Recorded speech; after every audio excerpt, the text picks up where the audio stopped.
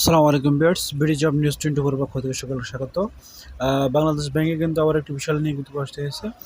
এই নিয়োগ বিজ্ঞপ্তি সম্পর্কে আপনাদেরকে বিস্তারিত ধারণা দেওয়ার চেষ্টা করবো। এখানে আপনারা কীভাবে আবেদন করবেন, আবেদনের শুরু তারিখ কবে, শেষ তারিখ কবে।